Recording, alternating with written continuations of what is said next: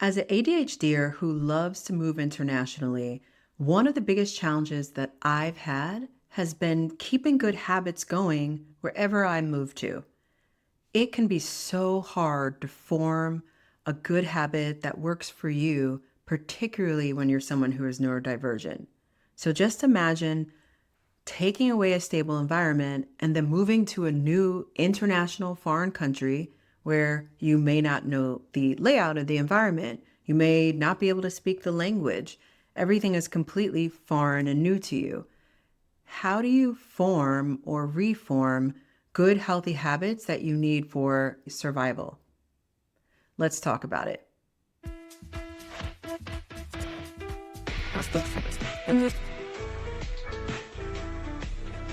Hi, everyone. Welcome back to my channel. My name is Tamarind, and I love to talk about being an international traveler and living in multiple countries and also having ADHD. Today, I really am interested in habits when moving from place to place. Habits form stable environments. You have something structured, you do it for 21 days, it's habit forming, and sometimes it's harder than others. I know for me, going to the gym can be so difficult, and then I don't have the energy to do anything else. So I've had to form good habits doing yoga, meditating, or doing different activities that work for me wherever I'm living. But it's time for you to relocate. You're excited, you've relocated, you're in this country, and now just life begins. You have to do your normal habits, make your bed, cook your breakfast. Those are tasks that you have to now initiate. Task initiation can be so hard for people with ADHD. So what do you do? I have found this to be one of the most difficult issues from my years of living and traveling overseas. Specifically forming good habits, to me, being able to have a healthy work-life balance and manage my ADHD. So when those habits are disrupted and I'm in a new environment, unstable, I'm not familiar with it, I'm still trying to figure things out. If you find it difficult to form a habit, you're not alone. Forming a habit is one of the most challenging things for most people to do. So adding being neurodivergent, well, you may need some external support, and that's okay. It's important for us to be self-aware enough to know that we're going to need some assistance, and that's fine, because that assistance is crucial for me to start forming good habits in my new location. And that has really been the impetus for me to have a very healthy life. But how do you even begin when everything is new? Designing a new repetition, a new schedule. When you're moving overseas, it's imperative that you don't fall into bad habits that you may have had before that you worked really hard to break.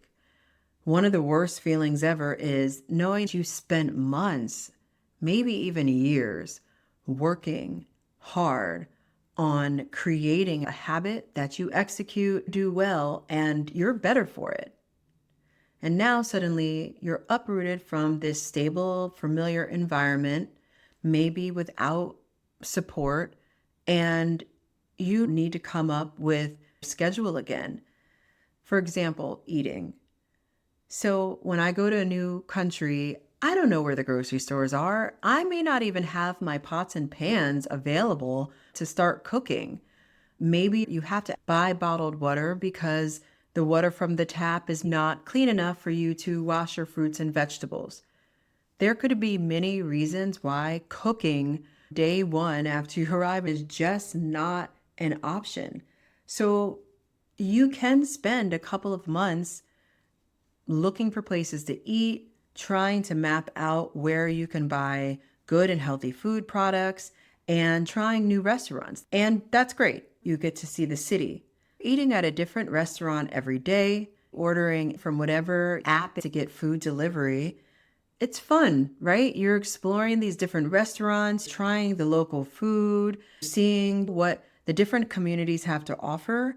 And that gastronomic experience is really enlightening when you first come. It actually helps you understand the culture even more. That being said, that can also wreak havoc. You may not have enough leftovers for lunch the next day. The ingredients to prepare your breakfast and lunch. Because you were only thinking about dinner, you didn't necessarily come up with the schedule you need to create the other meals of the day. What about healthy snacks? There's no one answer, and forming habits is difficult. I found it useful to be able to pinpoint the specific things that help my life and work balance and to support my new move. I know that I'm going to need to connect with a friend, a colleague, someone in my network that I know in the country that I'm going to. I will link a video in the show notes where I've talked a little bit about the importance of connecting with a network ahead of moving. So once you have those one or two people in your new country, now you can keep up communication with them and then ask them for a favor. It's amazing how many people want to help when people are moving or have major life events. People are almost volunteering to assist that you're going to be. Take them up on their offers as much as you can. So ask one of them, hey, I have my new apartment. My family and I are going to be there in 4 days. The only thing I'm concerned about is we need a few groceries. Would you be willing to pick up a few things for us? 9 out of 10, people are going to say yes. They want to help, they want to support, and they understand. That's a trick that I've used in different places that has supported my move. If you have children or teenagers excited about the move, give them some fun exercises. Get them to map out some of the restaurants they would like to eat at. Also ask them to look up the apps that offer food delivery in the country you're going to. There's hardly any country now that does not offer, at least in their largest cities, some type of app or platform that allows you to order food. So if you know that you're going to need that help initially, why not get them to help you as well?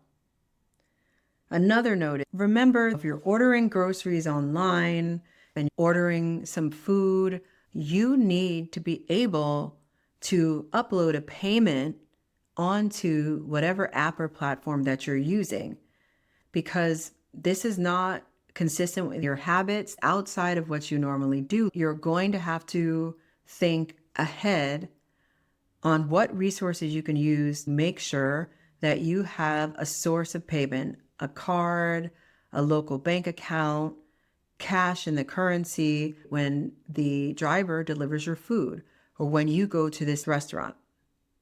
I've had friends who have moved internationally, were told their Visa card would have no problem working in that country. And the bill comes and their card doesn't work. I was in Zimbabwe once, and Zimbabwe hardly has any ATMs where you can get local currency. And I did not get that information before I traveled.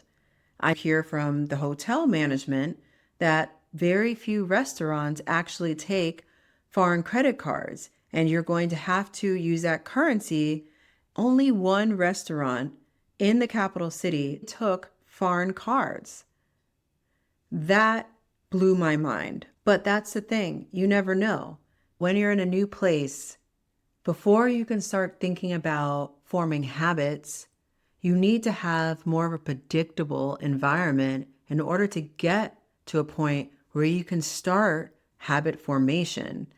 I definitely recommend getting a therapist, an ADHD coach, external support where they can help better habit formation. I offer one-on-one services and digital products that offer more support as you figure out your early days in a new country.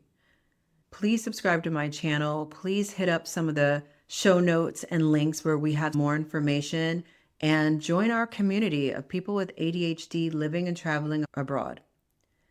Thank you so much for joining, and see you next time.